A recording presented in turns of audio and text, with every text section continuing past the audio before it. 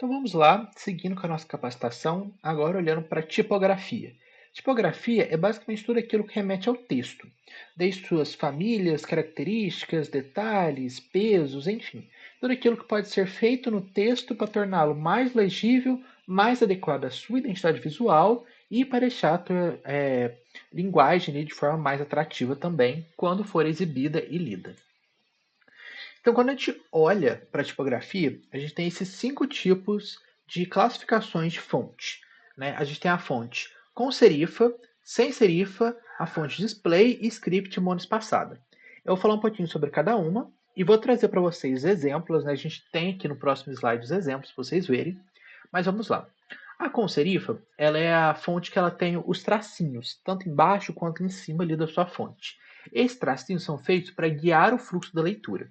Né? Esses tracinhos na fonte são chamados de serifa.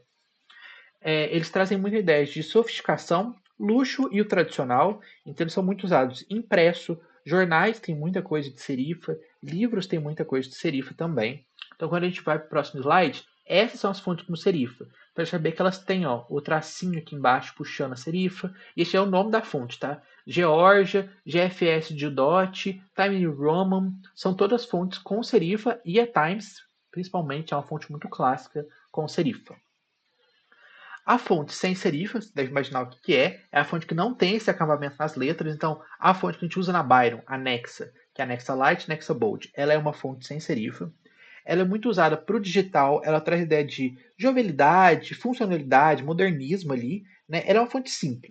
Então a maioria delas tem essa pegada mais simples, mais leve, mais neutra também, e ela transmite um pouco de informalidade. Então, além da fonte Nexa, que é a que a gente usa aqui, a gente tem Arial, Poppins, WorkSans, são todas fontes sem serifa ali que trabalham com sua simplicidade, usadas mais para o digital. Quando a gente olha para a fonte Display, elas são as fontes temáticas.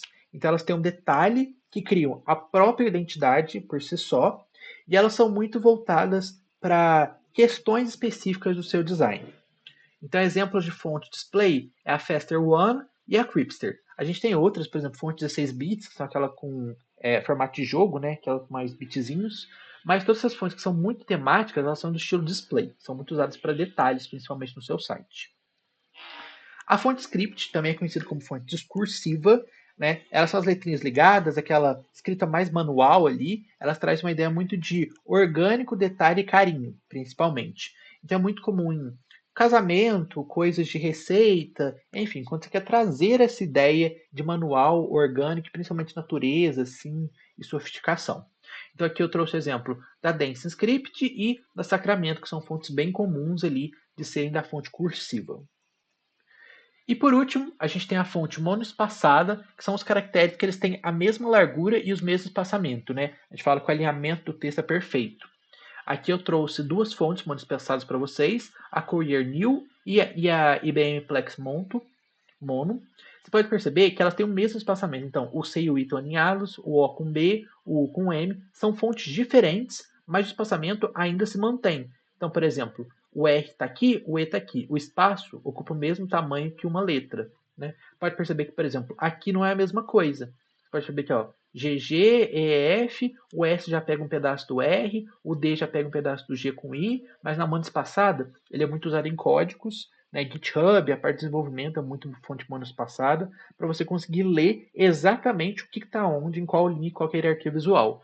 Acaba que talvez vocês não usem muito em design, a não ser que seja uma coisa voltada para a tecnologia por si só, né? Um TI muito específico, aí a monoespaçada vai ser legal, mas é a fonte que vocês vão ver, principalmente quando vocês forem usar VS Code em qualquer linguagem de programação, porque as fontes desses softwares são monoespaçadas. E aqui, para a gente poder caminhar já para o finalzinho da parte de tipografia, a gente traz algumas características principais da tipografia que é importante vocês terem essa visão sobre elas. Primeiro é o peso. O peso é a espessura do traço das letras. Então, por exemplo, aqui a gente tem a fonte Nexa Light. E aqui nos títulos a gente tem Nexa Bold. Então, isso que é peso. É a largura ali, né, ou a espessura do traço das letras. Então, os pesos mais comuns que a gente tem Thin, Light, Regular, Medium, Bold, Black. Né? A gente tem esses pesos ali que estão fazendo essa hierarquia da mais fina até a mais grossa. E elas trabalham muito com hierarquia visual. Então, primeiro, quando você for olhar para o slide, você provavelmente vai ver isso aqui primeiro, depois você vai ver isso, depois você vai ver isso. Isso foi justamente por conta do peso que eu coloquei nas letras.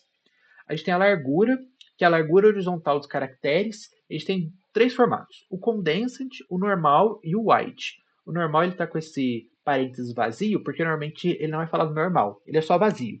Ou você vai ter a fonte condensed, ou você vai ter a fonte wide, ou você vai ter a fonte que é só a fonte. Então vamos supor que fosse a Nexa. Poderia ter Nexa condensed, Nexa wide ou Nexa. Então você nunca vai ver Nexa normal, vai ser Nexa. Então por isso eu coloquei o vazio. Então, basicamente, a condensed ela vai ser bem espremidinha, né? Acho que a Roboto é o mais comum que você usa, no Núcleo Sul, pelo menos, a gente usa Roboto Condensed. É bem espremidinha ali.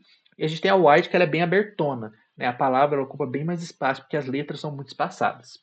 Basicamente, você olha muito para legibilidade e ocupação do espaço. Então, você tem menos espaço, você pode acabar usando uma fonte mais condensed, mas se você está num site que você quer prezar muito pela legibilidade, muito por destaque e informação, você pode usar um wide ali na sua fonte.